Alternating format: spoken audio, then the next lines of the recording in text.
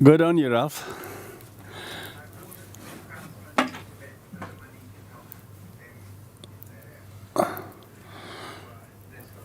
Keep holding the mind. Thank you, Ralph. Good evening, everyone. Good morning to some people. Good now to everyone. So, thank you, everybody, once again joining these teachings that of perfection of wisdom from the writings of celebrated Tibetan scholar and master Rongton Sheja Kunrig. So today is the last session of this part one. After recess, we will continue in the new term. Because this is such an important text, we're going to continue. So before we start, we will do the Refuge and Four Immeasurable Prayers that you're all familiar. So some of you know by heart, others have the text before you. I think we will have it screen shared. By you or by me? By you, okay. Yeah, thank you. Oyenda Buddha Dhamma Sangha Haiche Refuge Ladam Bhavacha Ajivenda Ashare Buddha Uduve and Buddha Dhamma Sangha Refuge Ladam Bhavacha Ajivenda Ashare Buddha Uduve and Buddha Dhamma Sangha Refuge Ladam Bhavacha Ajivenda Ashare Buddha Uduve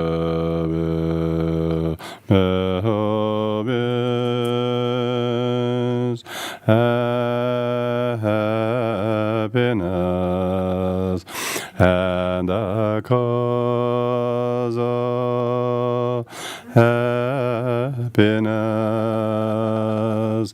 May they be free from suffering and the cause of suffering. May they never part from the happiness that knows no suffering. May they dwell equanimity, free from attachment and aversion to those near and far. May all beings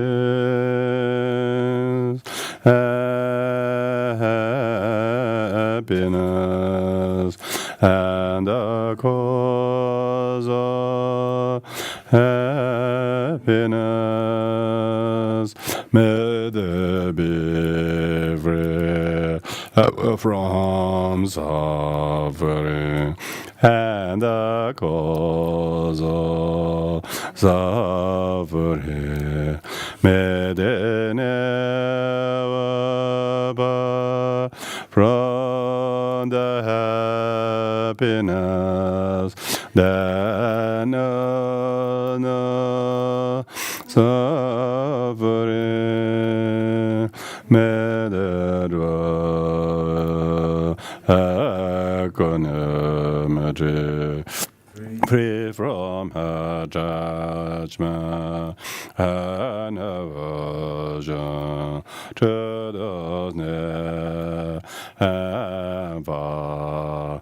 May all be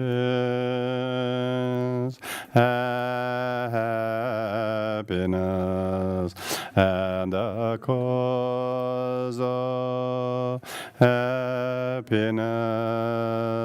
May they be free from suffering, and the cause of suffering. May they never bar from the happiness that no suffering. May they draw equanimity, free from attachment and aversion to those near and far, according to the intelligence and predisposition of it, whereas the Yachan Dharma agrela come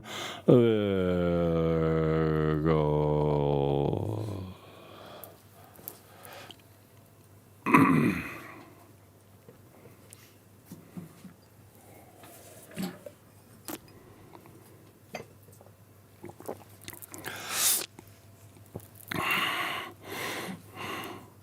So we are now in the very middle of the important teachings of the perfection of wisdom from the writings of Rongton, whose what we call the stages of meditation on the perfection of wisdom has divided into his work into the first part we covered in this first 5 sessions were all about the candidates who will take up the perfection of wisdom should have what he or she need to endow as the qualities, mainly faith, diligence, and wisdom, and consistency. These were all covered. Now, the second part of the main text is the 10 actual omniscience, 10 knowledges. What we got, these 10 knowledges are corresponding to the 10 stages of enlightenment. Of that, we are currently looking at the first, which is the first of the 10 chapters is bodhicitta, the enlightenment thought. And we have talked already what enlightenment thought is in relation to the practice that one goes. And so Rongton has a particular way of learning how to teach how the bodhicitta that is so precious, which is the really quintessence, the heart of all the teachings of the Buddha Dharma, in particular Mahayana teachings, is the kind heart with which one needs to practice whatever you do. So the bodhicitta is more like a conceiving of the importance of selflessness, not only as an attitude, but also as a philosophy, and most important as a behavior. So therefore he used 22 analogies. All the 22 analogies has been subdivided into 3 parts. The first 3 analogies are to represent the wishing bodhicitta. The wishing bodhicitta itself is the actual intent with which one decides to take up bodhicitta. It's like you decide to take up Buddhism or something like that, but even that, it doesn't mean much, really. What does it mean? You're going to drive your nose into this long, just so many complicated texts and list of men, this many or that many. Is talking about that, taking up Buddhism. But most importantly, taking up bodhicitta is probably the most important one. You could say, after studying Dharma so much, what I really learned is the importance of the bodhicitta. And being able to remember that regularly. So he talked about all the precepts of what bodhicitta constitute, and then what we started last week was how we cannot forget the precepts by remembering these 22 analogies. First 3 analogies, the earth and gold and the waxing moon. These are three analogies of the devotion, intent, and extraordinary intent. So you have to be very devoted to the very intention, the very bodhicitta itself. But you are a devotee of bodhicitta. Therefore, you are very devoted to the lineage which passed down this teaching. So even the great emphasis, the need to honor the spiritual tradition and lineage is mainly not because of anything, but the very teaching that you get through the lineage is so important. Therefore, your devotion to bodhicitta and the lineage must be like a ground, must be like earth on which every animate, inanimate things are supported by earth. Likewise, you are having the bodhicitta as the core of your capital of your spiritual kind of might or spiritual discipline. Even if you observe so many other disciplines, giving up that, or whatever you gave up. But if you haven't given up selfishness, you haven't got the ground of the bodhicitta. So that's the earth. One's devotion to the bodhicitta is the ground, and the intent with which one keep rekindling it, keep renewing this intent of bodhicitta. Have I got bodhicitta? Even if you're doing something fantastically impressive and beneficial to others, did I do that with the right intention? So always checking the intent, because intent actually determines the karma or how beneficial it is. Some people do a lot of things to others, but they don't really benefit a lot, Others do very small things, but it's amazing benefit. So it's not so much volume or quantity of you do, but intent with which you do. So that's why sometimes you just see someone who's got bodhicitta can greatly change your life, because even if they look at you or whatever they do, they do so with that very intent, like God-like intent, God-like untarnishable intent. And that intent should be armored, should be tested, not only in good times, not only on Sundays or full moons or whatever. That intent should be tested in very extreme situations. See whether that intent still stays. That's the waxing moon. That's the waxing moon. That's the waxing moon. These three are very important, because these three are the analogies for us to not only conceive bodhicitta, but make sure that we have that intent, and then put it to the test when you are really pushed by all adversarial circumstances. You still know how to turn, make sure that your bodhicitta is improvised or improved rather than dented or harmed. So those three are the intentional bodhicitta. So bodhicitta is divided into first three analogies of the intention, armored bodhicitta. They are collectively called armored bodhicitta. Really, I want everybody to remember this, and even say we are here in this teaching, this session now, let's try to have those three, because our intent, even though we say the prayer at the beginning, that's usually, some of the prayer we say is usually, we say them so quickly so that we can do the teaching type of thing. Actually, when we do the prayers, just that's the time we should cultivate our devotion, our good intent, and our extraordinary intent to keep our intent of altruism alive while doing the teaching, listening to the teaching. Even the teacher is not so very clever or not having got much materials to impress upon you. You'll be totally taken care by that armored intention. Even teacher himself is not really much together, but as long as he has got these three things, the armored bodhicitta, he will be safe. He will be safe as far as benefit of the teaching is concerned. I totally believe in this. I totally believe in this because it's the karma is created by intent. Intent is good, then the benefit, then the result is very, very bountiful. If the intent is very shallow, you can see When you do a work at job, job is when you're really, really cooperative, respectful to your job, or your colleague, or your boss, or whatever. You're really courteous. You're really helpful. You really were not hard on them. Very generous, very compassionate with them. You can see, that's far more important than all the technical skills. I'm not saying that technical skills are not important, but it's good to have the right, good heart on top of the technical skills. Lots of people got a lot of knowledge, but their heart is always about me, and this is really the corrosive. It just, what you do wouldn't benefit a lot because of the lack of the right intent. So when we're listening to the teaching, now this is an act of giving, This is act of giving.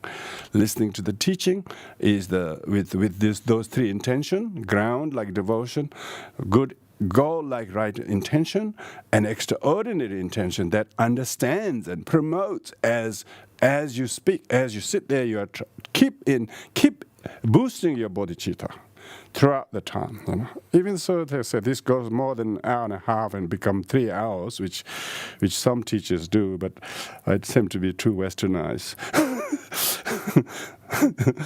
Usually, at retreats I do, but usually it takes the other sessions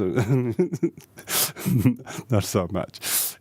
Even during that, you just still boost your bodhicitta and not mind the hardships that requires in sitting or attending like that. So those the first three analogies: the armored bodhicitta, and then we have the 10.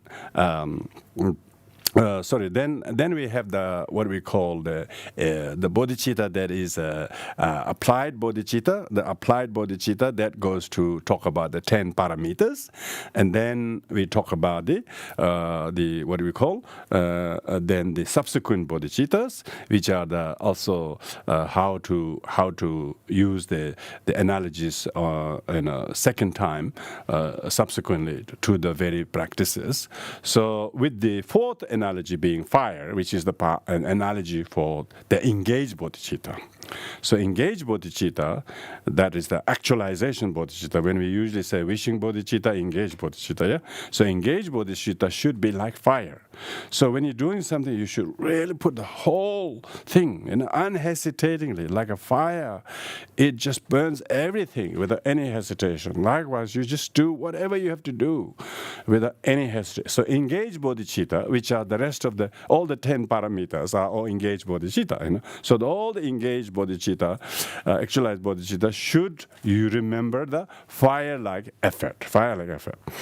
So that's the kind of overview of what we're going to go over. And then now we're specifically looking at the 10 parameters, one by one. And so how to engage with each of the 10 parameters. That has 4 subdivisions, laying the foundation of the 4 noble truths, and then relying upon virtuous friend. Third is training in the method and wisdom, and the fourth is the training in the 4 practices. So this will discuss each of the 10 parameters under these 4 subtitles. So we have just started last week to do that with the first parameter. That's the parameter of generosity. So what it does, it firstly lays the foundation of 4 noble truths. It talked about truth of suffering and the truth of origin, which we have talked about already in relation to miserlness. People who have suffering is usually because they're not generous with whatever it is. And so we talked about the origin. True origin of suffering is miserliness, and the truth of suffering is what we already discussed. Now we're going to go over the third truth of the path. The truth of the path is the actual generosity itself. Yeah, truth of the path is actual generosity itself. Yeah, the practice of generosity is the truth of the path. with the intent we talked about, with the three intent, when one practice generosity. So generosity could range from attitude to your time and effort, things you do, give to others, things how you accompany somebody, how you just assist somebody, how you just be there just for them to make sure that they have someone, even though you do not a lot, just give them moral support. It could be practice of generosity is the truth of the path. It will cut through the suffering of destitution, because I can't do this, I don't have time, all this poor me, all this poverty of being able to do things. It will cut through that. It will cut through the suffering of I cannot do, I'm not free, I am not up to it, it's too much for me. All of that will be cut through when you path. You can see when there's a road, when they made the road, it cut through the rocks, it cut through the kind of mountains. Then only they made those highways. You got to cut through those things that break, that block you from you moving. So you got to cut through those excuses. So the generosity, truth of the path of generosity, cut through the suffering of destitution, saying I can't do, I will not do, I'm not fit enough to do, I will do later, I've done enough, all that kind of thing. There will be either a ripening of an effect, or indirectly one will possess inexhaustible benefit. You will have a lot of happiness. How do you know that you are on the path, truth of the path? When you're practicing that generosity, whatever you're doing generously, you will be very happy. He says it will indirectly, directly, you just have a lot of joy. You don't know why you have so much joy. It's not because someone loves you or anything like that. That's a completely unreliable joy, I tell you that. You think somebody loves you, they send you something, and that's a completely trap.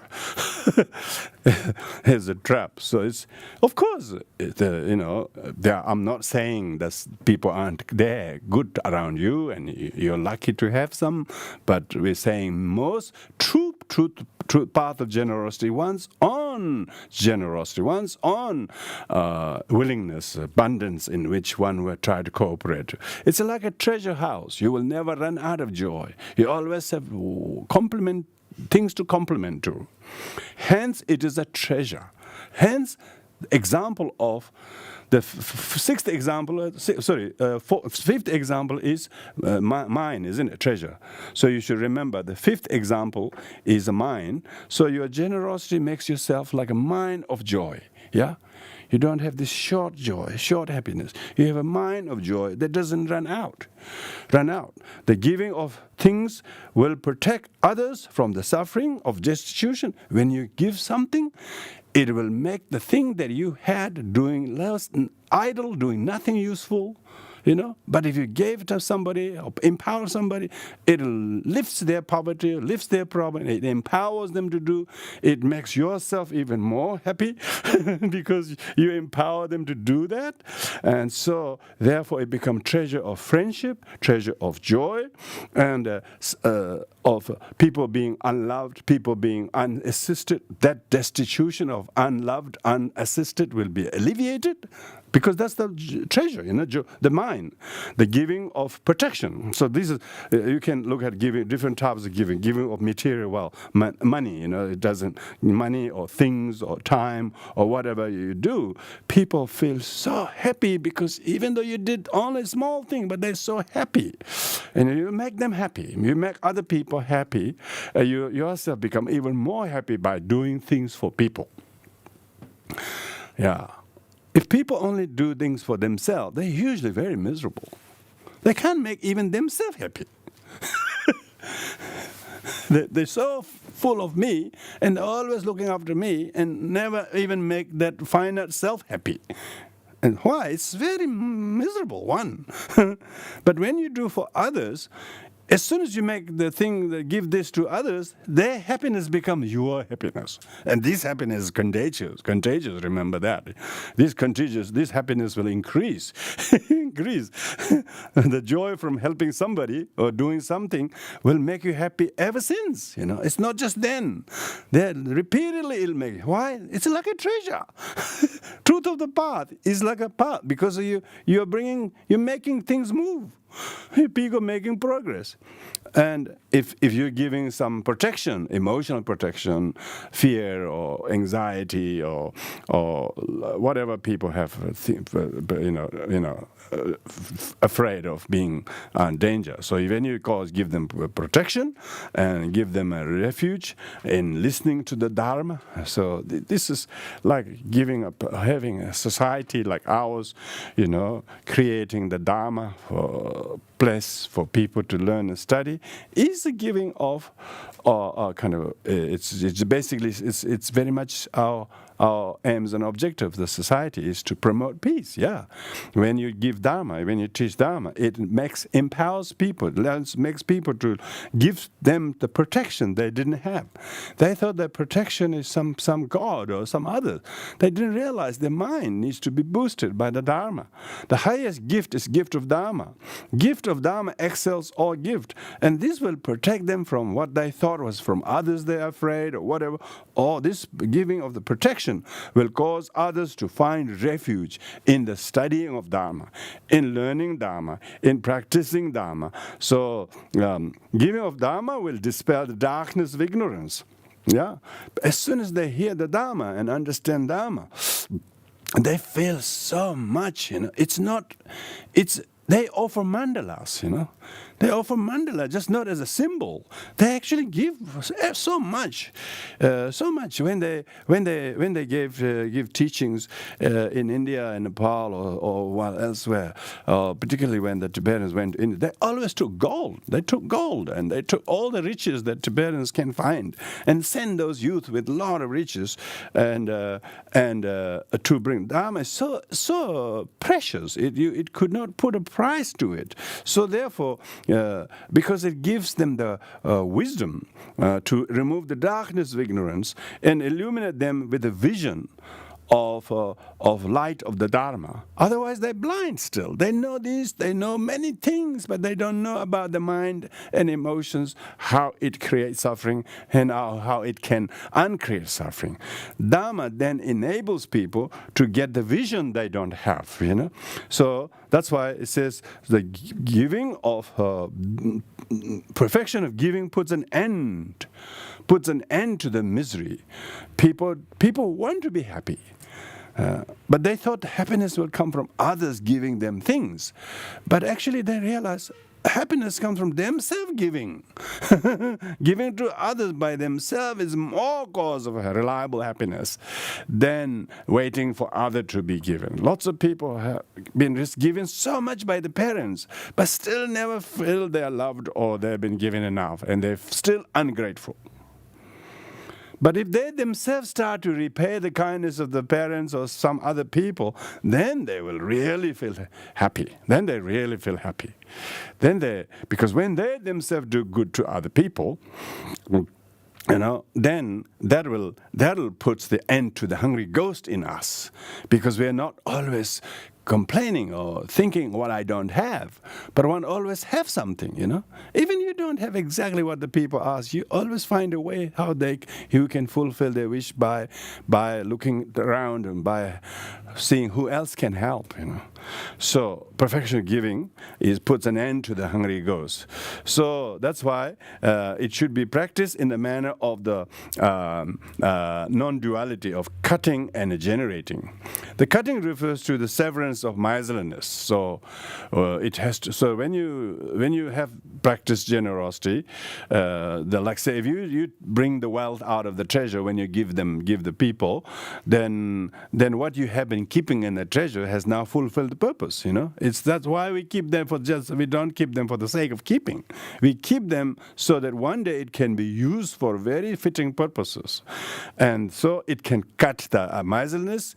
It can, they say the government in the West has been, they decide the treasury should give all this job seeker or whatever, because they use the treasury. They use the treasury money, The government's very generous, you wouldn't believe. They're not just one or two, over how many millions of people have been given, So we're talking about how much generosity severs the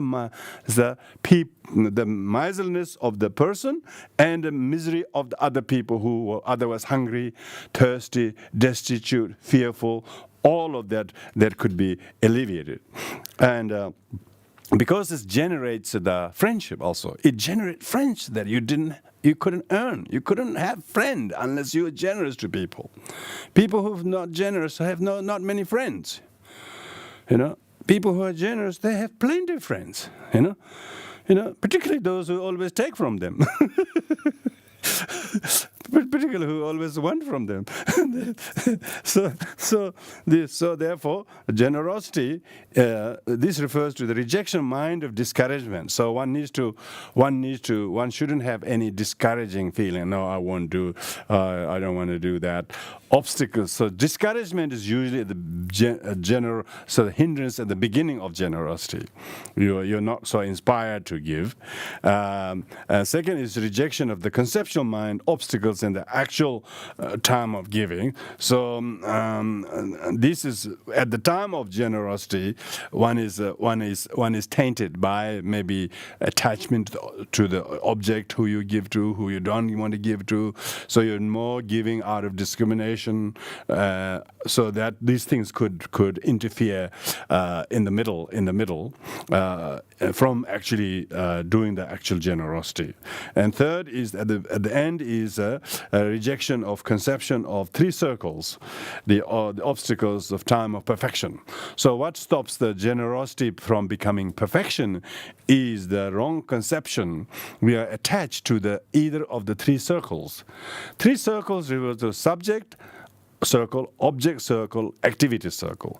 Object to whom you give to, if you attach to the object, then that conception of this attachment to the object is one of the 32 impure generosities, because it's tainted by attachment to who you're giving to. A lot of the generosity in everyday life, people are mainly generous, but not perfection of generosity. They are generosity, but not perfection of generosity.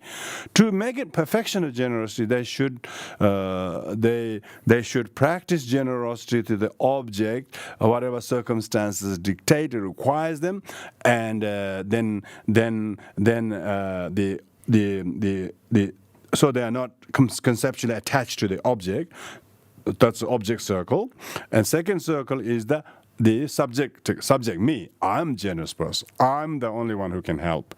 I helped it, There weren't anybody who can help. Of course I can help because I was totally able and very generous, as you know, sort of thing. I'm always usually a generous person. Remember that, So if people are generous, but they start thinking like that is called tainted by the conception of subjective me, who is the generous person. And that's the circle of the subject conception. Where one has too much conception of I, the generous person, And then the third is generosity, the conception of the generosity itself, saying generosity itself, even if you are generous, but always don't talk too much about generosity being only virtue. There's no truly existing generosity. If somebody doesn't want to receive your generosity, there's no real generosity that truly exists.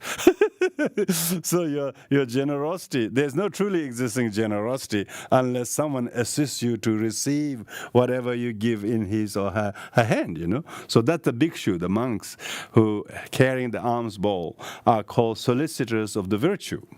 If the solicitor virtue is not soliciting generosity, you can't give. You can't give somebody going to work in the morning in Pitt Street and sit there and give a loaf of bread. They say, what the hell are you doing this to me, So you might be generous, but the one who you're giving to is not needing it. Your generosity does not truly exist, isn't it? So generosity, so that's very important, because we don't realize the one who receiving is actually harder than giving. Particularly in first world, because everybody's got so much, So receiving is much harder, because you have to have humility, you have to and you have to be in poverty. You don't mind. You have no shame. It's quite difficult to beg. Quite difficult to beg. Difficult. When we were young boys, we were begging. We didn't know how to have shame to feel begging, because we were refugees. You're too hungry, and we got 7 children. Mother says, "You go there, you go there, you go." So she got 7 children to send to the different homes. So if he doesn't get something, he will get something. But some of us really don't want to beg. It's a bit funny. Begging is very hard. But giving is not hard if you have. Particularly if someone begs. But if someone doesn't beg or someone didn't ask, how can you give?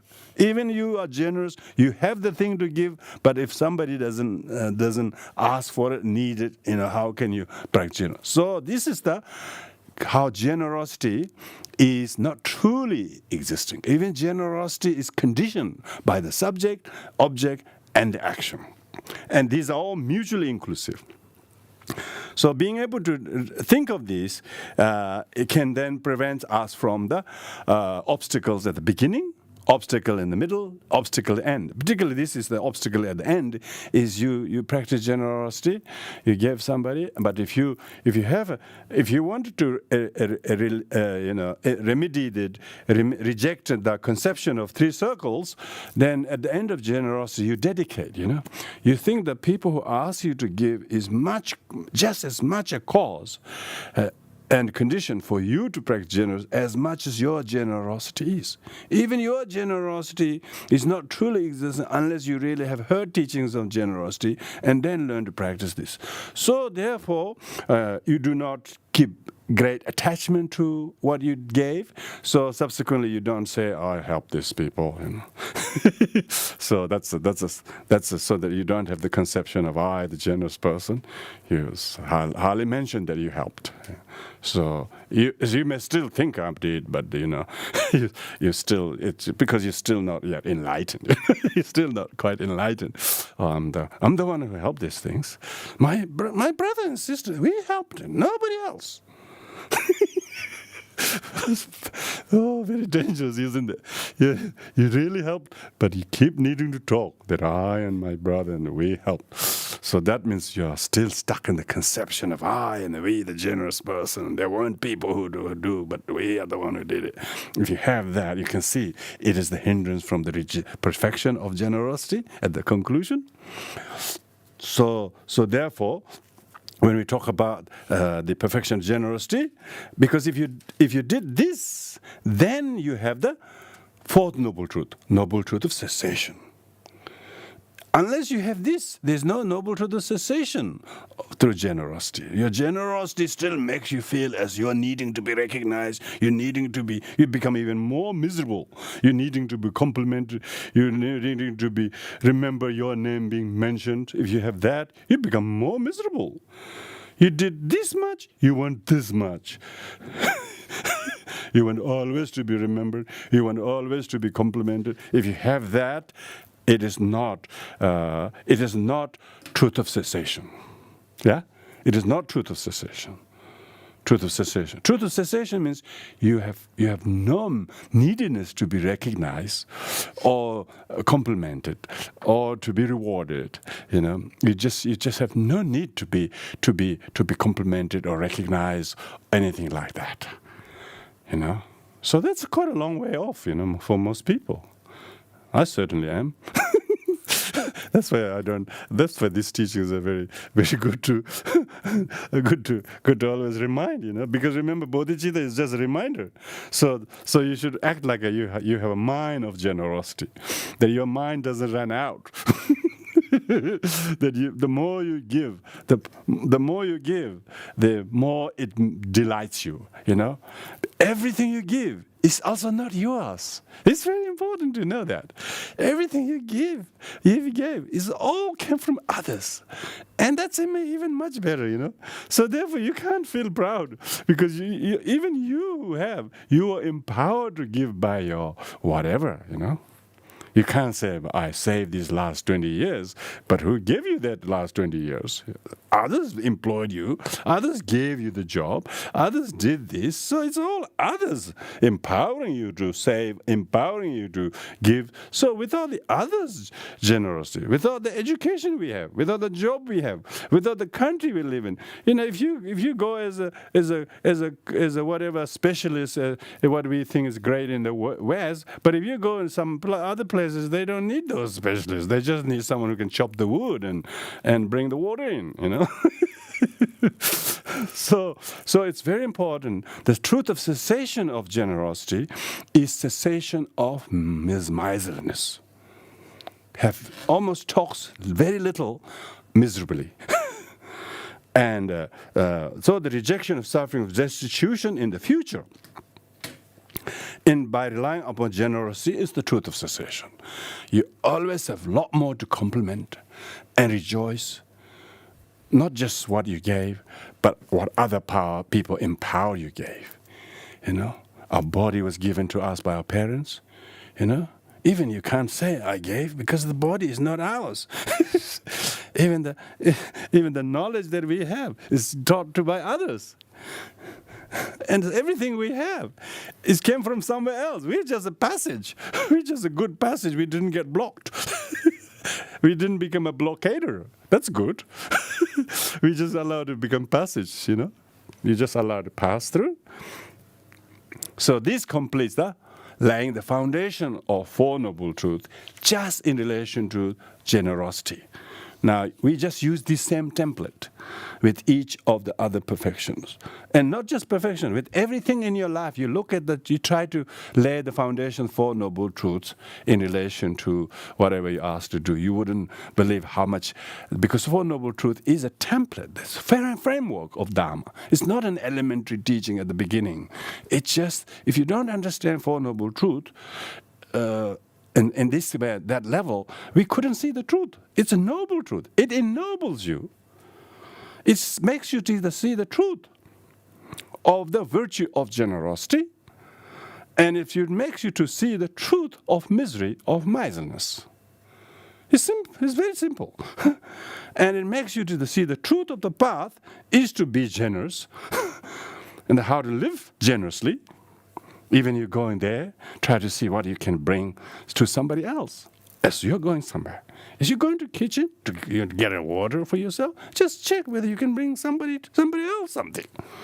Or something like that, So how to use like a gem, like a mind that you are, You went and you never asked for others, like that. Your effort was just for yourself. But you did it for others, then you were so useful, so beneficial, And so your truth of the path, it was a very useful exercise. You went there not just for yourself.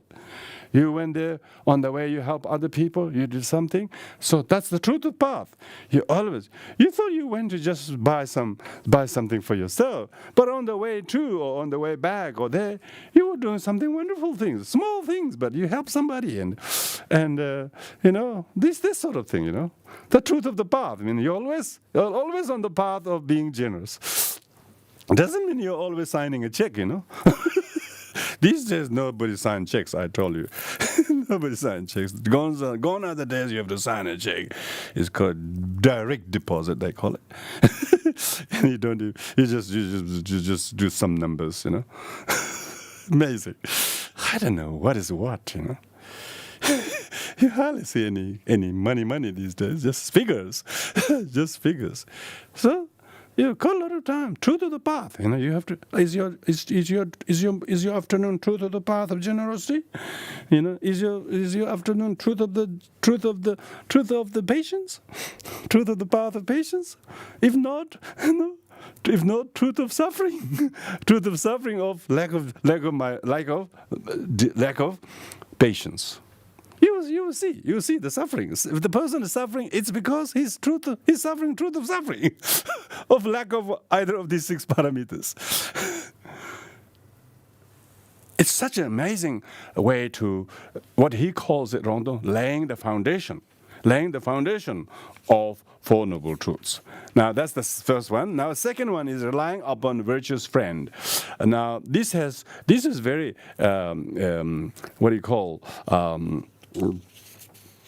important point in this second one. Generally, in order to train in the perfection of giving, one needs to rely upon a virtuous friend, as it is impossible to practice without relying upon a virtuous friend.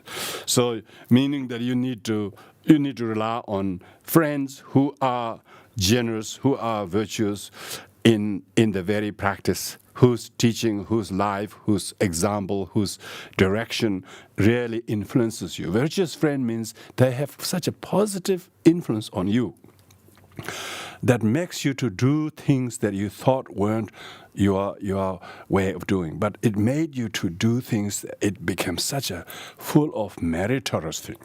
So virtuous friend influences you to do things that are very wholesome. So there are 3 kinds of virtuous friend, 3 kinds of virtuous friend. 3 kinds of virtuous friend are exalted virtuous friend, means enlightened, by the way, enlightened virtuous friend, and human virtuous friend, that's a human teacher, and the third is self-realizational virtuous friend. So this is very important, because when you talk about being able to lay the 4 foundation, how could you lay the 4 foundation of the Noble Truths if you don't have the Buddha, exalted virtuous friend, who didn't teach the 4 Noble Truths? We can't lay the 4 foundation, the 4 Noble Truths. So therefore, we need to give credit to the exalted virtuous friend. Exalted virtuous friend, in Tibetan, in Sanskrit, Arya Kalyana Mitra. Arya Kalyana Mitra. Arya means exalted one. They are enlightened. Enlightened virtuous friend. And there are not many. Fully enlightened Shakyamuni Buddha is the first and only Buddha in our era. So it's not many. There hasn't been one after him, not fully enlightened. I'm talking about fully enlightened, The fully enlightened virtuous friend. Fully enlightened virtuous friend. That's why Buddha is rare. It's not because the world controls it, but very few who has got the capacity to become fully enlightened. So exalted virtuous friend, Arya Kalyana Mitra. At present, one can neither directly see nor hear the speech of the fully enlightened one. Particularly after 2,600 years before the fully enlightened one himself come and gone. That's why we keep this holy image of the Buddha, whether in painting or drawing or statues or whatever it is. We keep them so that we remember that these teachings on the perfection of wisdom and laying the 4 foundation of mindful, laying the 4 foundation of the 4 Noble Truths, is teachings of the Buddha. Buddha didn't teach until he got enlightened. So his teachings is enlightened. So that's why I call noble truth, because it's only noble ones see the truth of what Buddha is saying. The ordinary people don't see the truth in the Buddha's teaching. They don't see the truth in it. They say, oh, that sounds good, but it's a bit off the track, of too much. That both those who have the true noble, those who have some kind of mental capacity to I would say, to proceed toward becoming noble by the Dharma, they can see the truth. It's only those who has the kind of a capacity, they see the truth of what Buddha's teaching. And so only such a rare Buddha taught it, but we cannot hear him because he is not here, and we cannot see him because he's not in a human body anymore.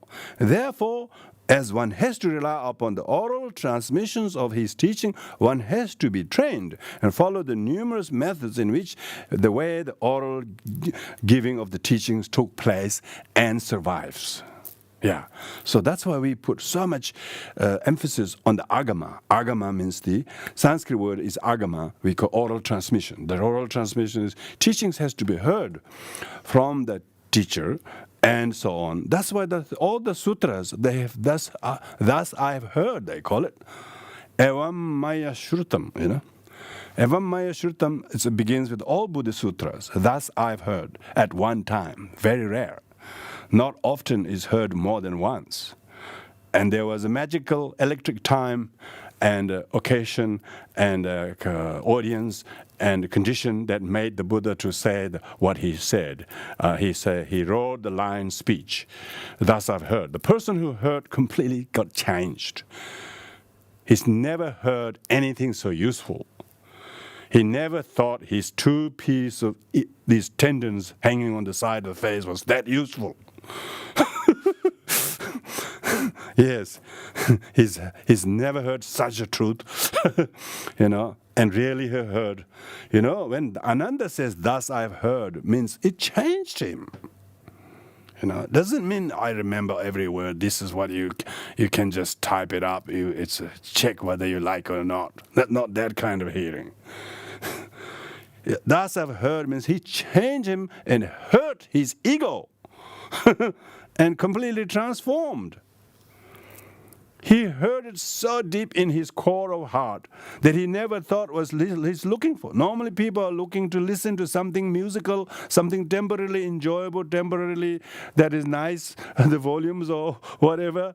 They're not looking for something truth. They're not listening for truth. So that's why Buddha is the only one who uttered the truth. So we must therefore always, we say, in the Buddha, Dharma, that's what we do. At the very beginning, we are always relying on the exalted Kalyana Mitra. If you relegate the exalted Kalyana Mitra, the Shakyamuni Buddha, and replace them with some figures, with the Indian or Tibetan, you often get wrong. Personality cult is not Buddhism.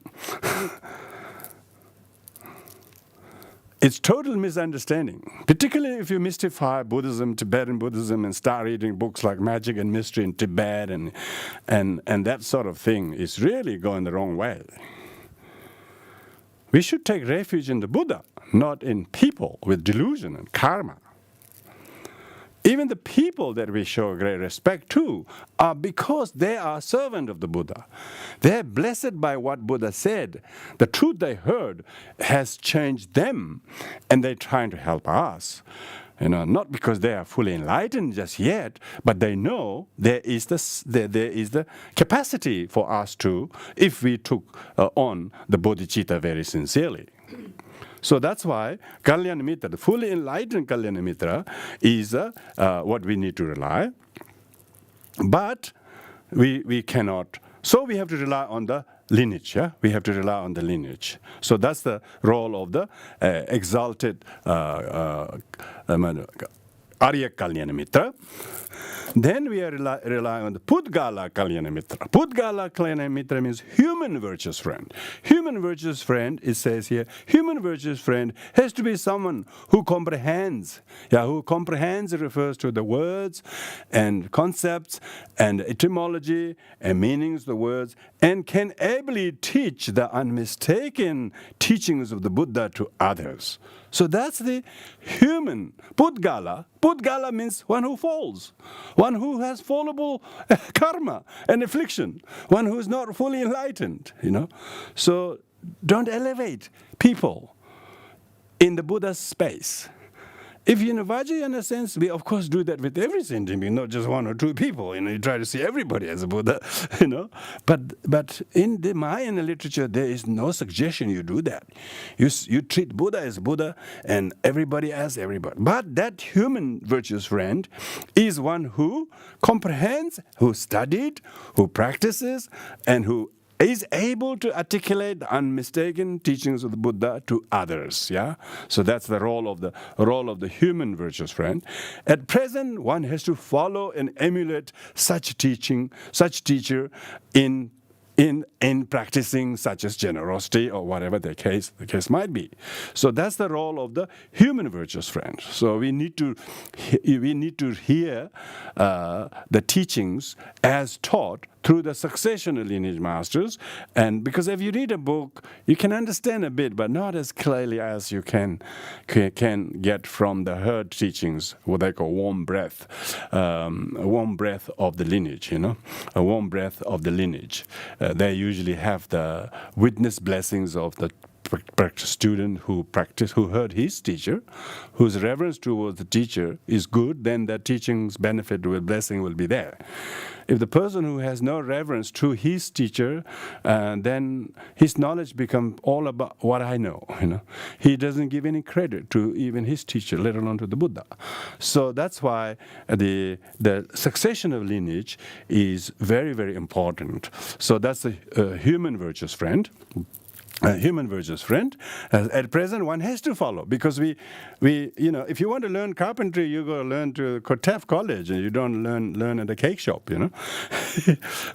If you want to learn any subject, you go to the right place where they teach. You don't go anywhere. Like that. If you want to learn Dharma, you go to the lineages and schools and tradition in which they have recruited and trained and teach these practices. So at present, one has to follow. Human virtuous friend is for you to learn from. So at present one has to follow, emulate him or him or her or them. It doesn't have to be one or two, and learn to practice giving, like the practice of generosity. So if the person who you learn from has to be someone who can teach you this and who also practice generosity. So generosity as an example. So that's the second one. Third is the self-realization virtuous friend. That's the most important one. Buddha is the one who taught the enlightened teachings. The human teacher is one who passed this to us. Then what? You got the recipe, you got the knowledge, but are you going to do some cooking? Yeah. So the self-realization of a friend is Rang Rigpe Geweshinye. Rang Rigpe means Rang means one who sees, one who self-realizes that when they listen to the heart, they know exactly what the teaching says, what you heard, what you read, what Buddha have said, what the teacher have said, and you just say, that's the real way to go. So when you have very good maturity, you always compare in your heart. You have, this is the really proper way of Dharma, because often people don't do that. People don't consult that. They don't have the maturity. They don't have the maybe confidence and experience and realization to resort to the self-realization. Self-realization virtuous friend has to be someone who understands, believes, and have faith in the unmistaken meaning of what Buddha taught. So you need to completely believe in the teaching what Buddha taught. So you need to say, this is what Buddha's teaching. This is Dharma. Dharma is so exceedingly, you can tell it's true Dharma. You don't have to, whoever's teaching or whoever read book, you can see that whether that's true Dharma or not. You have that kind of ability to discern. Like you can taste some people who can taste wine, they 30 wine, they can taste which is wine. Just like that. Here, sorry about that example. I'm not a wine drinker, so I don't know why I did that. But I'm sure there's quite a few of you who really love wine and you know what I'm talking about. Some people are expert wine tasters. They can tell it's a pure or how many year old or what the quality it is. Like that. You will know from your own good conscience, this is true Dharma. Unmistaken Dharma the Buddha taught, and this teacher or this lineage teaching is so helpful for me to get, and as explained by human virtuous friends. So you confirm the teachings. You almost like validate that through your own. In Lamde teaching, they talk about 4 validation. This is really relevant here. I must talk about that. As a for validation is a valid Buddha, valid transmission, and valid teaching, and valid experience. So if you lack the valid experience, even though Buddha is valid, lineage is valid, teaching is valid, but if you lack the experience to convince yourself, you know from your experience the calm abiding works, meditation works, refuge works, bodhicitta works, kindness work, patience works. You have to experience in yourself, not just believing the Buddha said must be true, but you actually haven't done any to make you feel, yeah, that's really true. I really practice generosity or tolerance, and so you need to have that real validated experience. So when you have validation through experience, what do? People who have this validation through experience, then they go reverse. Then their teacher, his teacher towards whom he has much more respect. To the lineage, he has much more respect. Of course, to the Buddha, it's even more. So you go and revalidate all of them. Before, it's just like a hearsay, just you expect, you bow down to Buddha because everybody bow down to the Buddha. No. Now, even if nobody's there, you will still bow down. So you like that. So you have revalidated. So validation of the order of the sequence of the historical order is Buddha first, Dharma second, lineage third, and experience later. But when you do the validation through experience, you validate through your experience, and then that goes through. When you first took refuge, you didn't know what you were doing, for instance, But later on, when you took refuge, we realized, your experience of doing the Dharma can go and revalidate the refuge. Even more than 2 years ago, 5 years ago, you took refuge. Afterwards, you realize, wow, now I really know what refuge in the Dharma means. Why? Because you have found some places and situations where your understanding and belief in the Dharma help you to change the tone of your emotional situations and straight away fix it with a great kind of delight and I would say dignity, And the result of that, you were not in tatters, but you were victorious over your own neurotic mind. Previously, thought was people were the problem. Now you are actually, conquering some inner demons, and so. Validation through experience, then you realize, it's because my refuge and faith and Dharma and believe in the teachings of refuge and bodhicitta and so on and so forth, you really truly believe, and that will go and revalidate all of them even more by validation through experience. So when we're talking about self-realization, virtuous friend, is now you are practice. Your practice, they call realization Dharma, is the true Dharma. Scriptural Dharma is the kind of a provisional Dharma, that books and texts and teachings and words and so on. But if you realize it, if you truly realize the Dharma, realization Dharma, that we call Tokpe Tamchu, if you realize the Dharma, then it is what we call self-realization virtuous friend. Now you become the virtuous friend. You can maybe read or maybe listen, maybe think, and then you straight away have these advices to yourself. You just don't need to go to somebody else anymore. Previously, you're always ringing somebody, or now, no. You just have to meditate. You just have to open your books and do your practices and compare the notes, and then allow a few moments of meditation. Then the mind clarifies as you once heard the teachings. They're once again revalidating. And that's what they say, that this is the union of this self-realization of virtuous friend. This is the union of external tutor of virtuous friend and internal skillful teacher of your realization. So now you have this inner.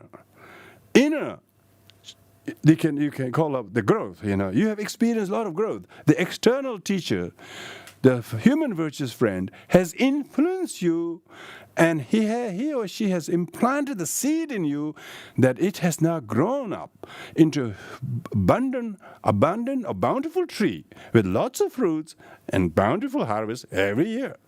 Very good. So your practice of Dharma, when you do it, whether you do a weekend retreat or a few days of intensive practice, when you do it, you realize how much you're boosted by your self-realization. So this is the second one, yeah, after the laying the foundation.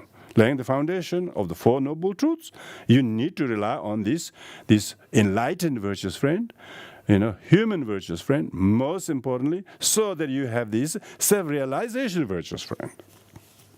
Of course, you don't tell yourself, now you become self-realization virtuous friend.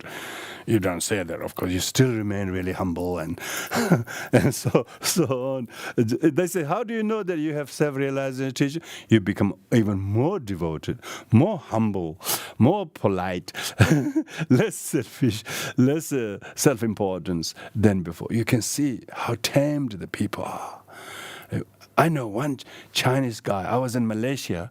That was in when was that? Oh, but yeah, 2087. Yeah, Examiner Chogye Trichen Rinpoche, of course, was there giving teachings, and all of a sudden, Lama Zopa Rinpoche. Some of you may not heard of him, but he's a very important Tibetan teacher. He came to see him, And this very rich Chinese guy was the benefactor and host of the visit, and when he saw Lama Zopa came to see his Examiner Chogye Trichen, he never saw anybody behave like that. He thought they were very devoted. They will all bring the red packet or whatever food, but when Lama Zopa didn't even dare to look at the Chogye, he just always like this. He just put his, almost like his head is touching the floor. He's like this, throughout, and then like this. And then Mr. Yap, now he's Mr. Lady Yap, He told me, wow, he says, that's a good example, he said. He says, how this person, this Lama Zopa, shows respect is so inspiring, he said. That is a good practitioner, he says. This man he just said that. He said that, because he saw so many thousands of people come to see his Examiner. Nobody do that. But Lama Zopa himself is quite an important teacher, But when he came from his teacher, he was so devoted and respectful. So this is what we're talking about. The self-realization teacher is that they don't show self-importance. They don't say, I'm higher than him or she or like that. They just almost try to put them last. Yeah, last one would be the best. One who put them the last, that's a really good realization. One who put themselves last and no self-importance whatsoever, and always see the qualities and talks about the virtues of others and so on, hardly sings any good things about oneself. So that's a really, really the internal skillful teacher. When we have that, then our manners and everything will show. So you can see whether the person has any self-realization teacher in themselves or not. If they have, they will be patient even in front of a very difficult person. They have self-realization. It's not question is who is right and who's wrong. It's question who can diffuse the problem. One who has self-realization will do just that. He will bear the hardships, and that's willingly facing hardships is patience. And one only who has self-realization has the fitness to do that, know that, and practice that. So self-realization teacher doesn't mean who's eloquent, who's well-versed, and who remember all the verses and chapters, and that's just these days a good Google search will find everything. So Google is a good self-realization teacher from. But we're not talking about that. That kind of versatility and fitness of being able to practice without any kind of inhibition or in difficulties, because it's very pliant, very, very agile, because you have practiced that, self-realization. If someone is really difficult to you, you just know, this is the very moment that I must be generous, I must, he's so aggressive, he is so much, traumatized by whatever he's going through, I must protect him by not retaliating. Think like that. Generosity of protection. You're giving them protection by not retaliating. Question isn't who's right or who's wrong. He may have even thrown a brick on your knees. So what? You got another knee. It's not the lack of knees that's the problem. It's the lack of the mindset that can tolerate the pain in such situation and try to take on the sufferings. Taking on the suffering. Self-realization is only when you can take on the sufferings of others. No people who without self-realization wouldn't take on anybody's suffering, let alone even their own suffering they don't want to take. So when we talk about self-realization, it's really a barometer. It's like an indicator how much you are growing spiritually. It's not saying how many mantras you do, how many sadhanas you do. This kind of thing is very deceptive,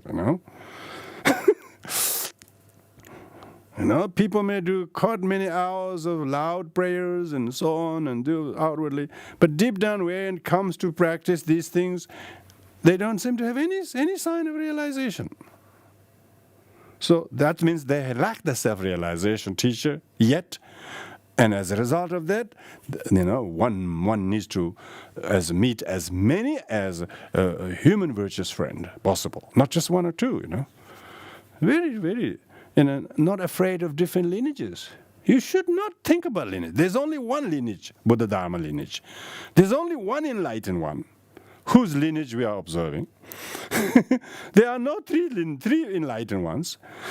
There's no Vajrayana Buddha and Theravada Buddha, Mahayana Buddha. There's all Shakyamuni Buddha.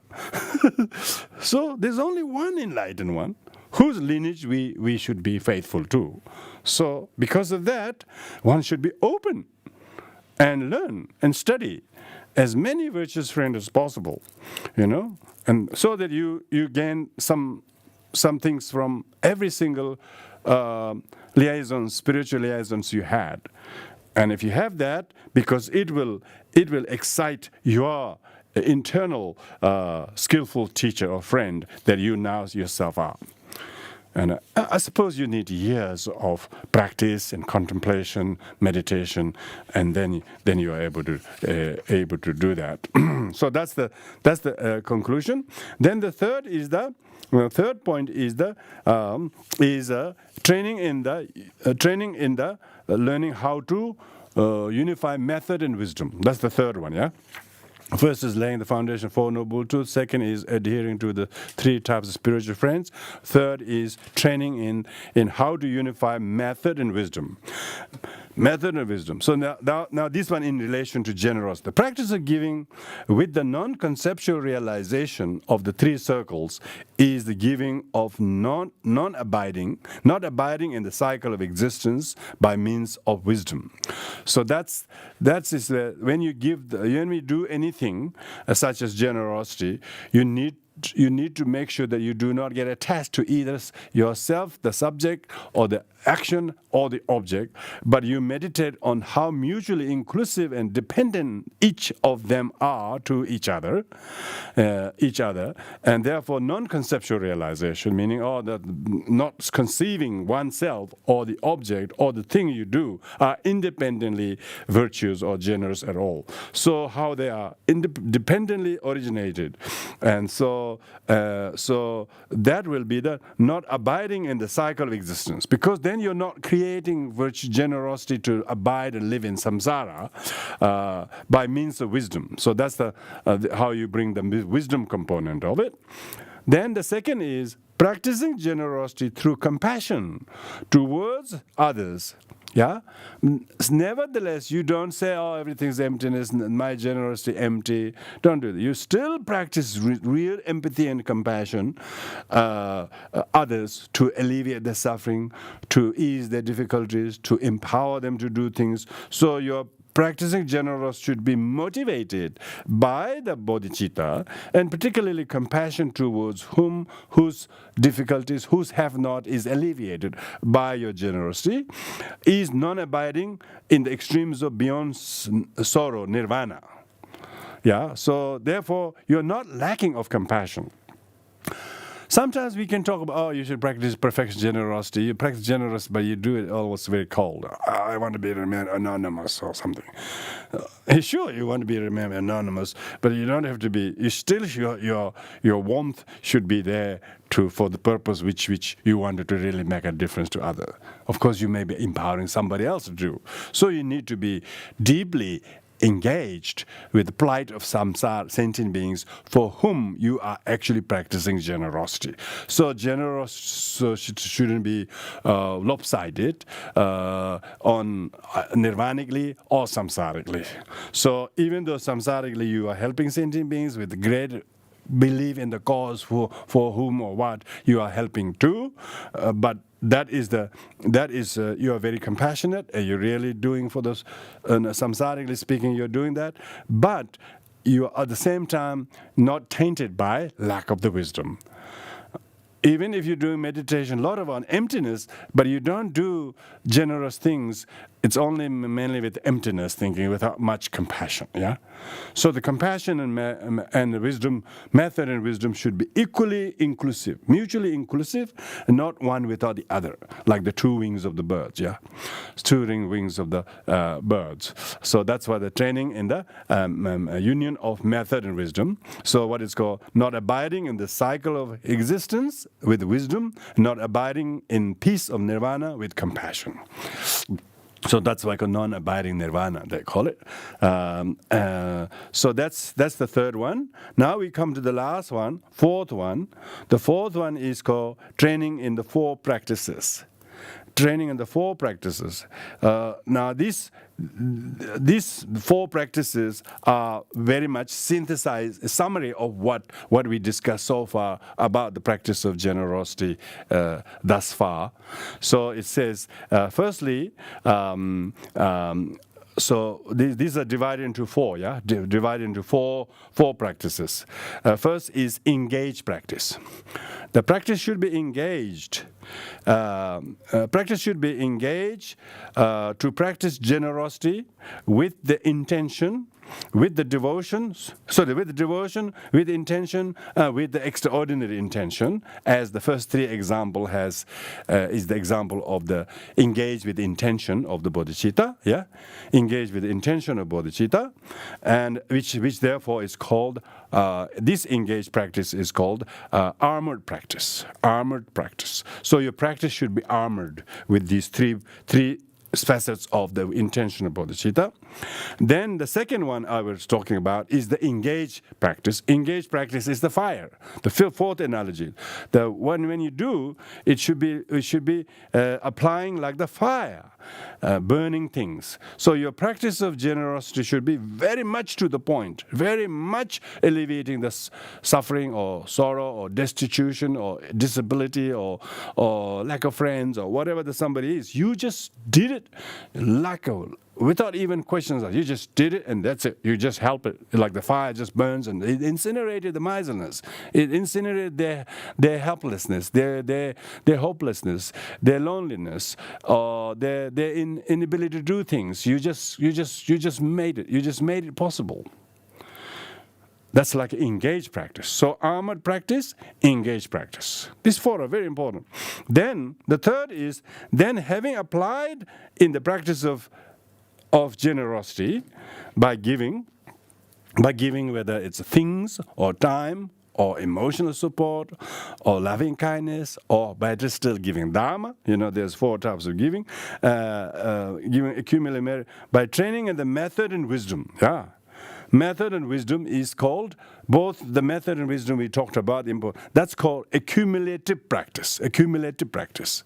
So your practice of generosity should be not just the intention and engaged practice, armored practice and engaged practice. But third one is accumulative practice. So therefore, method and wisdom, the four, what we talk about training and the method, wisdom we talked about, they should be, so it should be meritorious. We should practice this meritoriously. It's not just ordinary thing. It is a meritorious thing. Because what you're doing, even the thing what you do may be small, but you shouldn't overlook it, saying this is a small act. That's not a merit, But even small though act may be, but you should make sure that this do accompany both merit and wisdom, method and wisdom, and that constitution of method and wisdom is called accumulative practice, accumulating practice. So what you're doing is already stocking the good merit of your fitness to practice generosity, for instance. Then the fourth one is then becoming victorious from the four wrong conceptions. Now this is called the renunciation practice. What you should renounce is four wrong conceptions.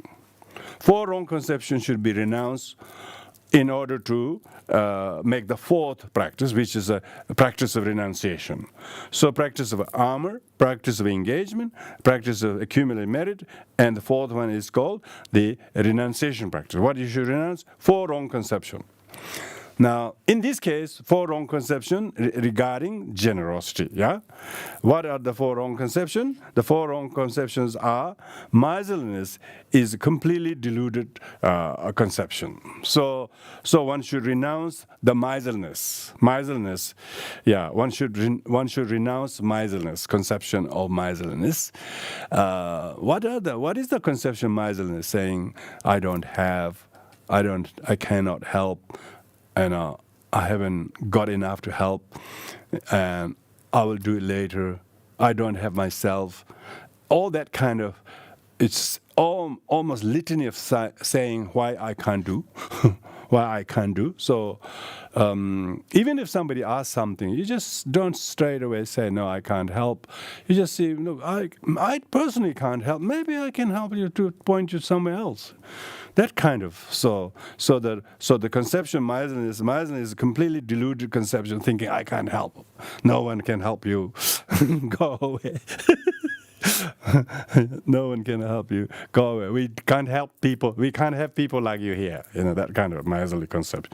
We can't have people like this over here, type of thing. That's a really big problem, Zero tolerance. We can't help you people like that. Zero So miserliness is completely deluded conception. Miserliness meaning that what we cannot do, why we cannot do, what the reason why we can't do, and litany of reasons why we don't want to do, and listing them to make yourself comfortable as you don't have to do. So actually making oneself become attached to the miserly conception. Minimalist, do as little as possible. If possible, nothing at all. If you do something, as little as possible. Just one email a week. Even that is too much for you. Things like that. It's a press of a button. Particularly if somebody wrote the email, you just press a button. Or something like that. Oh, no, I can't do this. Oh, no, that's not my area.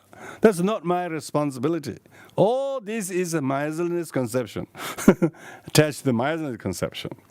First one. Second is attachment to giving. Is antidotal conception. And that's attachment to the giving, attachment to giving. So, of course, first you have to give enough to become attached to giving. So that's not a huge conception problem. So most people probably wouldn't have a lot of problem. He's so attached to giving. He's just standing in the street corner giving, emptying his wallet, carrying everybody's shopping trolley in the car and go home. He doesn't have a job at all. He just do that whole day. So the attachment to giving is the antidotal conception. One just thinks that's the only way to help. What's the only way to do? So you could overdo it. That's the problem. So overdo it. Some people, not some people, quite a lot of time people like that. Oh, when they want to help, they really want to help so much. But then all of a sudden they can't do it at all. Why? They got attached to the conception that they should be the one who do everything, and almost like they're too attached to the doing that anybody else can't do it, type of thing. So attachment to giving is antidotal conception, which we must renounce. That.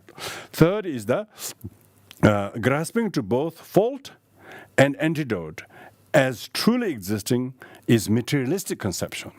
That's a materialistic conception. Third is materialistic conception. So both the problem and antidote, you see them as intrinsically existing. You don't. Miserlness or generosity is not. They may be mutually inclusive, but not extrinsically existent. They do not exist by themselves. You can't think you are generous unless you see somebody's miserly. But if you see somebody very generous, you might think, oh, in comparison to his generosity, I'm not that generous. So you can see that the fault of miserliness and antidote of generosity are not truly existing. They're mutually inclusive and not mutually exclusive. The mutually exclusive conception is materialistic conception. And because then one sees one is the problem, another is the remedy. That one is a poison, one is medicine. So there is no mutual inclusivity. You don't see that generosity is not inherently generous. Generosity is only dependently originated based on the stinginess or poverty of somebody. Like those who have rich can only help those who have not. You can't help those who doesn't want help. So you can only help those who want to be helped. So therefore, the one who want to help doesn't inherently exist. There's no inherently existing, truly existing antidote. It is not. It's like the normal Buddhist philosophy of how everything is not independently existing. Generosity is not independently generosity.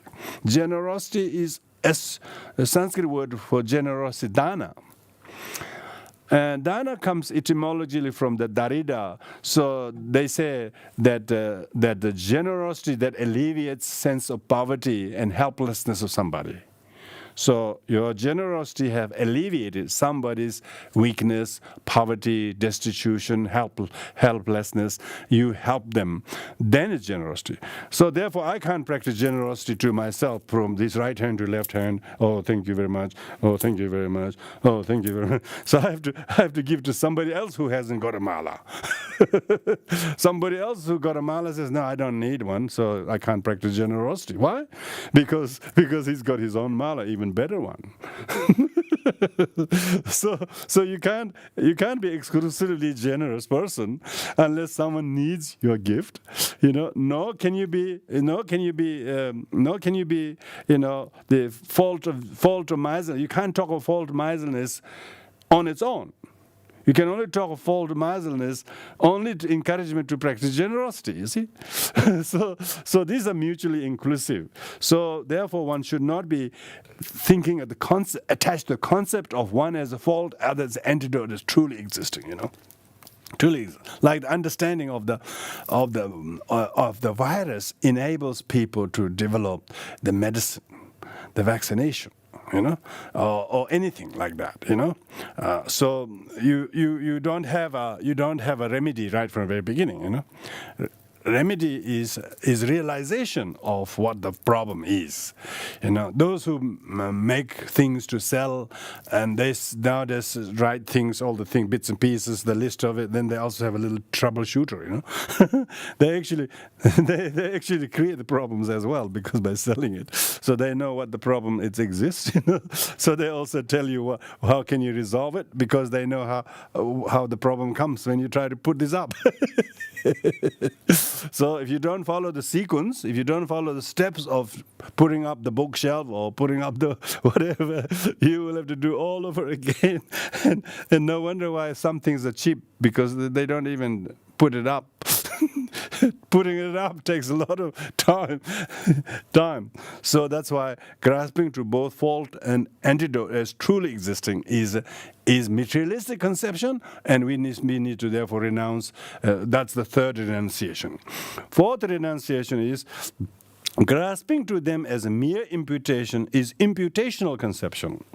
Imputational conception is merely imputed, because things are merely labeled. Generosity is merely labeled. When you can practice it, someone who doesn't have something, you can practice generosity. So you are generous. Your generosity is merely imputed in relation to what you do, what others couldn't do. You did it. But if somebody else did it, then somebody else did it more than you do. Then it will be labeled to somebody else. So it's just there happened to be nobody else more generous than you, and even though you did very little, you are imputed as generous. So you shouldn't become attached to the label. That's what it's saying. If you attach to the label of miserliness, some people are really attached to their idea. Their mother is miserly, and every time they think of mother, she's so miserly. Almost like the adjective to the mother is miserliness. So they're so attached that mother and miserliness go together. Sorry about mother example. Could be anybody, okay? Could be anybody. Some people associate. As soon as they think violent. Oh, somebody's, alcoholic. Oh, he's abusive. He's arrogant. People have all these labels that they just so much attached to that to associate with someone. And they couldn't put any better other alternative labels that are more generous, more thoughtful, more respectful. Why? Because they can only think that. So mostly, object doesn't harm us, but our imputation to it does. Our label that we have put somebody in our mind, it either helps us, like we were talking in a positive sense, the enlightened, the exalted, enlightened spiritual friend. When you say, "Oh, enlightened spiritual friend," So that's as soon as you think about that, then you try to recognize, Buddha. Previously Buddha was some many thousand years ago. You can't really relate to the statues or the like that, but all of a sudden you're starting to develop a kind of a connection because of the label. Likewise, when people are attached to the imputed concept, and they think that they couldn't negotiate the concept of the imputed object, they think that imputed is the imputation, exactly as identical to the imputation. They don't realize the label is merely labeled. The labeling base or base to which something is labeled is quite empty of the imputation. If you label somebody this, but somebody else doesn't label that to him, somebody's got a different label to him. But yet we are stuck with our imputation when we are attached to the conception of the label that we give to someone or to themselves. Quite a lot of people are very, very, very, very harsh on themselves. They say, "I'm not good. I'm sloppy." People say that quite a lot of time, which is really, really harmful. One should not associate oneself with the fixed labels, even to yourself, let alone others. We should have empty labeling bases and empty labels.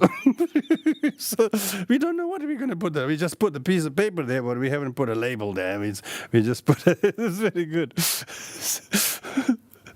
Have you seen all the seats that are put cross and you don't sit there? It's not supposed to sit on the seat that is cross. First, I didn't know what it's all about. There's all this. What's that? So you have to. It means don't sit.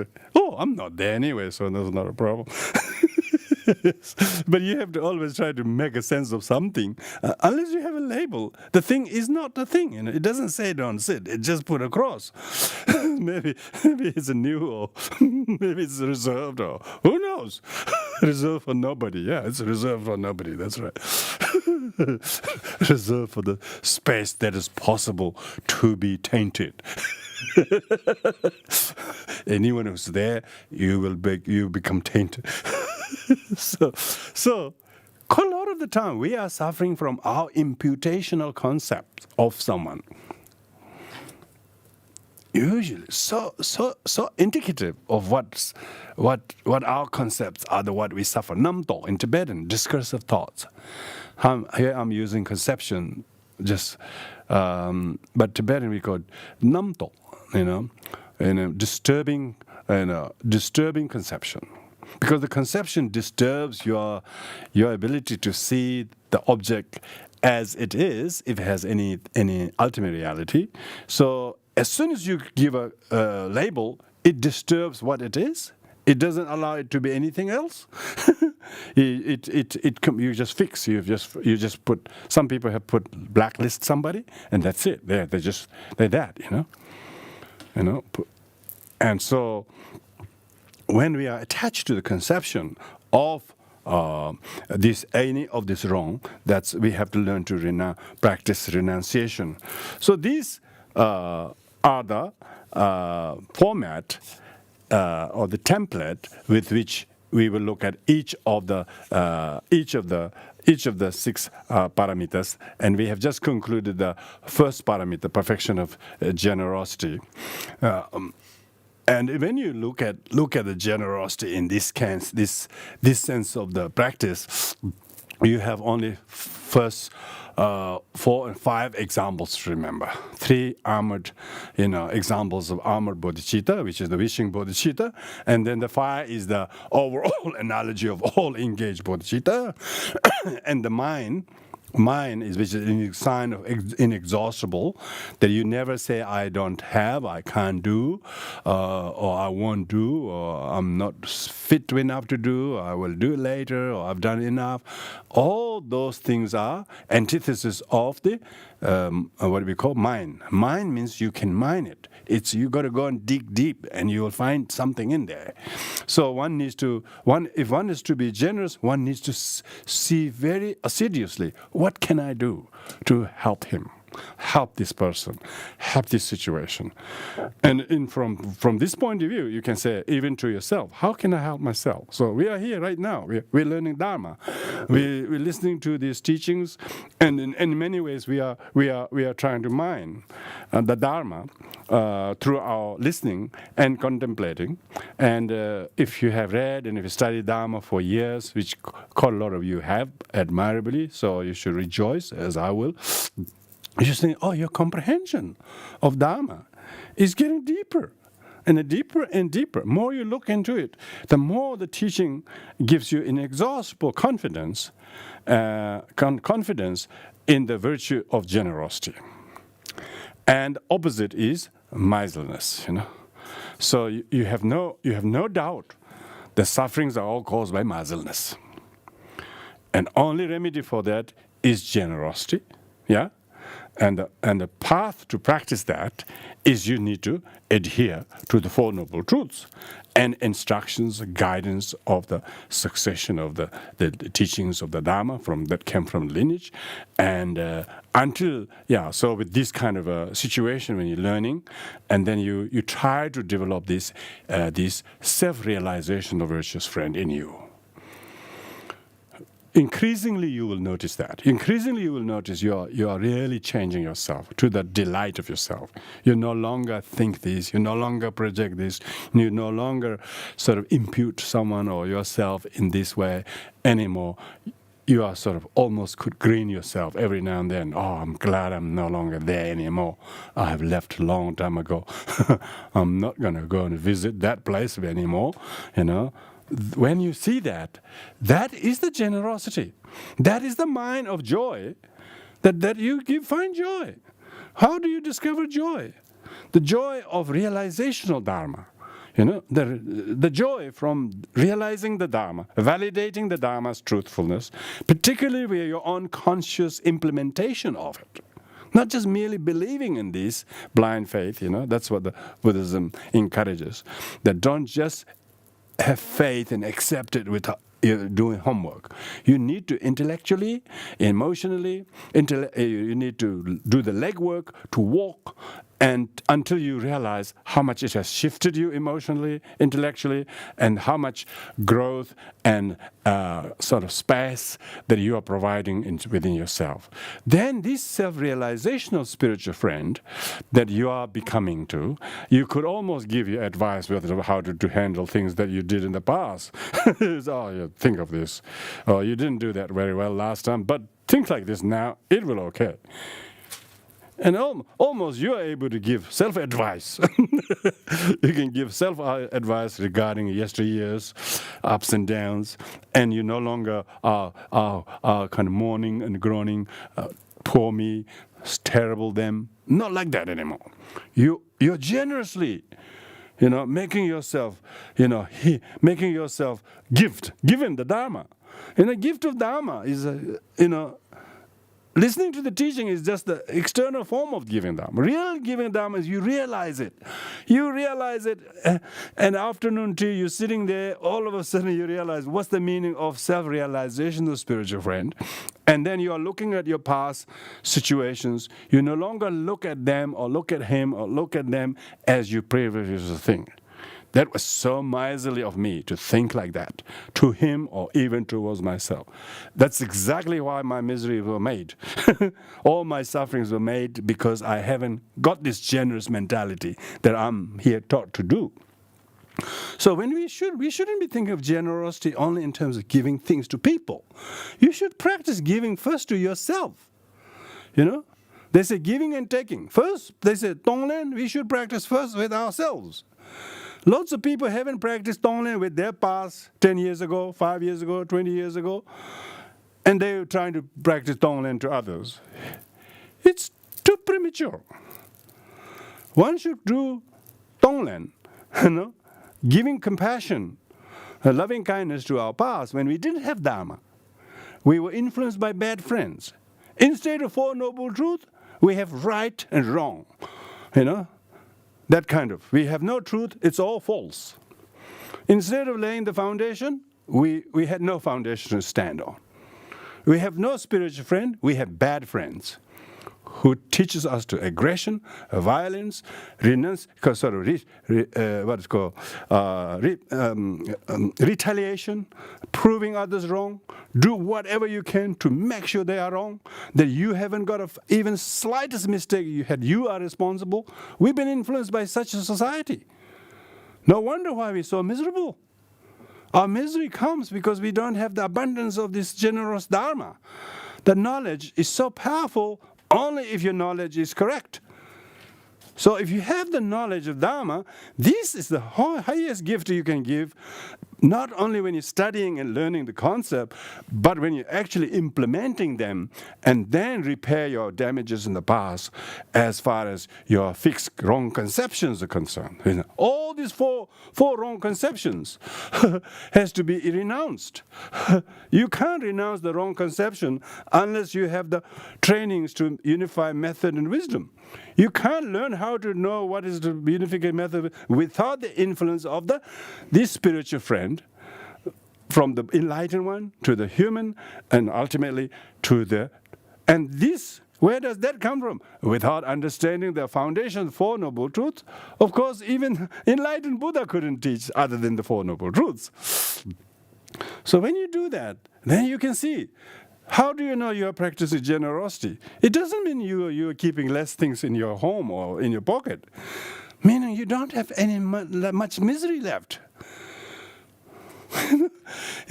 So you're talking about practicing generosity is about how lesser you suffer. How much less you suffer, how much more you are joyful and grateful and thankful. They call, when it doesn't say here, but practicing generosity makes the person to reach the first bhumi. First bhumi is called joyous. It's almost like similar. When you practice generosity, it makes you joyful. A recipient becomes joyful. Even onlooker becomes joyous.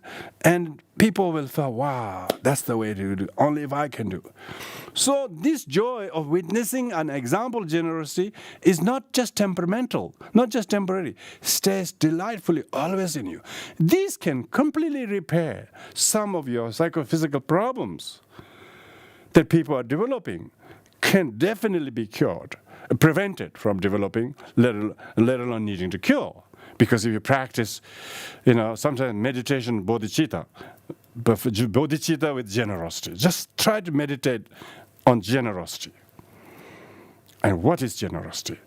How should you think intellectually generously towards yourself and to your mother or father, which you have been not quite miserable, And if we haven't this generous attitude towards our parents, towards our people, that shows we have a lot of misery. Oh, the litany of complaints. And nothing to rejoicingly talk good things about. Because we haven't had influence. We didn't have the influence of a virtuous friend to do this way rather than that way. Almost we get a societal pressure that you're going to do it that way to prove somebody wrong. And as you're going to get an amazing benefit later on. This kind of competitive, individualistic is the wrong conception we need to renounce. Renunciation is renouncing the wrong conceptions. Dharma in Buddhist culture, really look at, quite a lot of people have very little, but they're really so happy. Their happiness comes from their generous mentality, Somebody, when you talk about their mom, they straight away just love her so much. Maybe they don't have her anymore with them or whatever. Or even she might be still around. But every time they think of her, they now have this generous burst of love, respect, and gratitude towards her that he never felt before. Try to do that. That's the meditation. That's the meditation of how to practice armored bodhicitta, engaged bodhicitta, and how to then make a vow that I shouldn't be arguing with her. I shouldn't say what she's doing is wrong, or that shouldn't be me. I should say only what is really diplomatically acceptable to her. So try to make a little promises to be generously respectful towards her. Respect is very generous. We're not talking about things. It's emotionally showing respect, love towards our mother can teach you the abundance of generosity. How much joy she will have when she knows her son or daughter really loves me or cares about me, asks about my well-being, actually visited me, actually did these few things. They will be delighted. Other carers and supporters can do that too. But you wouldn't believe how much more it is for her when her own child does it. So that kind of generosity, we need to train ourselves how to practice abundant selflessness. Abundance of selflessness is bodhicitta with generosity. Engage bodhicitta, abundance of selflessness, and doing. Of course, we are still beginners. We can first start with our mother. That's not a selfish thing to do. If people will laugh at you, you don't even do that to your mother. You are very good at strangers, but your mother, you hardly spend time with her. Quite a lot of people like that. They will do all sorts of things with others, but with their own mother, they just quickly come, quickly go. Hardly spend time, Just being able to be generous with time and generous with how we talk to her, generous with how not to argue with her, generous with talk to her something pleasantly that she might be good to want to know a little bit about, These sort of things can bring joy to your mind and in her eyes, and exactly that's what she's been needing all this time, TLC they call it. Tender loving care. And Buddhism is just teaching how to remember and not to forget that basic kindness to our very immediate family members. Immediately, particularly those who are ailing, those who are sick, those who are a little bit lonely, or like that. It's being able to revisit them twice a week, or the quality of your visit. Try to improve. Make sure that I don't say this, then do this when I visit her. Just try to make a little sort of useful visit. Those sorts of things is meaning of generosity, generosity that bring joy in you, and in that as well as to her or him or them. And if your other siblings see that, they will be happy that you are doing something. Otherwise they say, I am the one who have to do, you are not doing anything, and they're miserable. Because they don't see any of your generosity, and their generosity is quite miserable one. And so they've very been counting, they count. But you inspire them, they'll inspire you. So mutually inspiring each other can be our practice. So particularly, really, in the West, people really live very impersonal life. Oh, that's him, that's her, oh, she lives somewhere there, oh... but hardly any communication, not a warm, loving, kind of respectful, kind act that really is generous. Devotion to your mother is really important. Devotion to the mother is, mother sentient being devotion. You start with one first, How can you have all mother sentient beings and then you glare your eyes and you think you really include all of them? But when it comes to doing, you start with the one finite mother. You have to start with the one finite sentient being. However difficult they are, some people say he's very difficult. But just however difficult it is, just look at him generously. He too has Buddha nature. He too has change. He too has good quality. Don't listen to the other people. Oh, he's like that. Oh, he's like that. It's ridiculous. They only wanted to poison you. They couldn't renounce their wrong imputations. They tried to poison your little mind. They are suffering from their inability to practice renunciation of bad imputations. And don't listen to them. Just witness yourself. He too has Buddha nature. He too has kindness.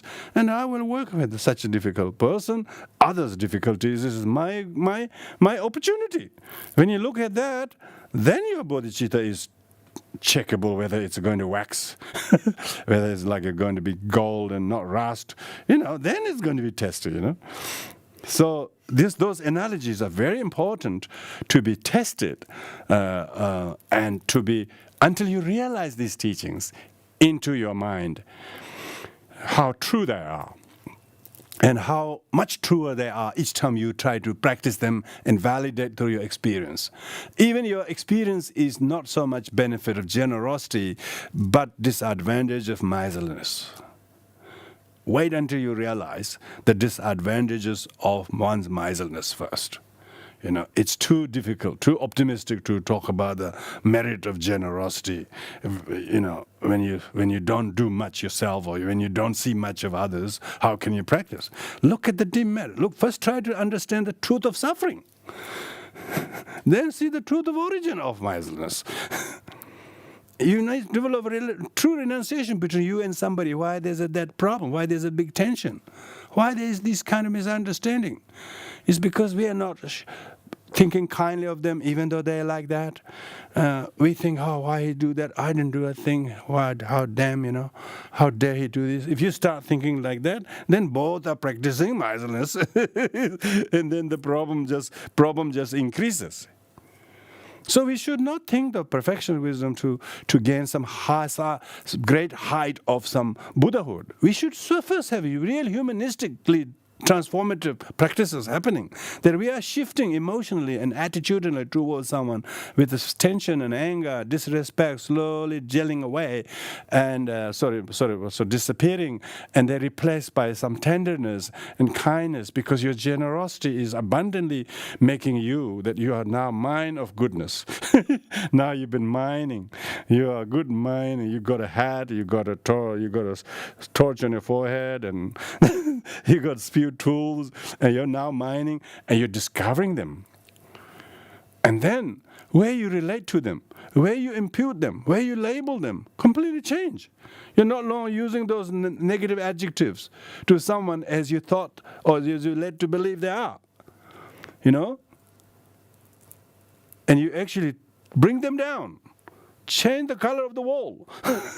It's a code. Change the code of the wall. You change. You know why you have to stuck with that wall color? Why don't you repaint it? Dharma is try to put a new fresh coat of paint, and so that you don't see that thin layer as that wall. The wall itself is quite a different color. That's just the surface of the wall. Actual color of the wall in Australia, I don't know. They're mostly gyprocs. And then the bricks, walls or something like that. It's quite different from just the surface, So we paint an image of others. We paint an image of somebody as this and that, and then we are so miserly, we're so ungenerous, thinking them no less than that, no more than that. We didn't want to change our attitude about him. That's it. That's the miserliness. That's the misery they're talking about. The true origin of suffering is our miserliness. So when you do this, there's a lot of teaching that can hint to develop what is called self-realization of virtuous friend. Self-realization of virtuous friend. Time you listen to the teaching is once a week. But the time we need to invoke self-realization teaching is quite a lot of time, hopefully. So quite a lot of time we can sort of switch on the mind and look at that. So with this, we'll conclude here, everyone.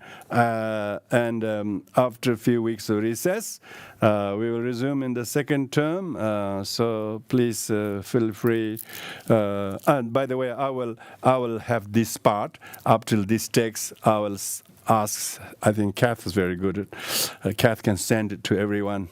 Send the translation. Right now, it's arranged bilingual, so I have to separate from the Tibetan and send it to everyone so that you have some materials that we covered so far, and we will resume next term. Thank you very much, everyone. So we do the dedication merits. Everyone, thank you. Om Bade Mere Mehavega Dadeva Banzaga Homnez Mehale Verado Bramde Ojana Bada Desinez Herenda Mahayana Buddhist. Whatever Merara Mehabegas Jalavasa Choda Mahayana Jiji Kareja Manjujunyod Hazama Trabadradila follow it. Oh, the example, I shall the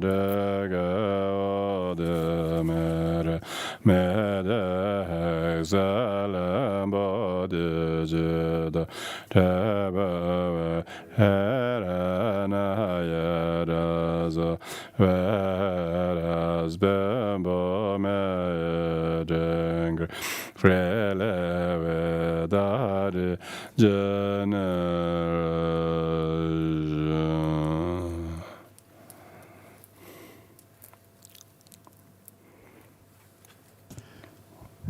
Thank you, Rinpoche, on behalf of all your students here in person, as well as attending via Zoom for another term of wonderful Dharma teachings. And as Rinpoche mentioned, we'll be continuing this topic next term, term 2, after a few weeks' break. Please keep in touch with our website, sakya.com.au, for the exact dates. And so we'll be resuming again shortly. And happy Easter holidays in the meantime, everyone. Thank you. Thank you.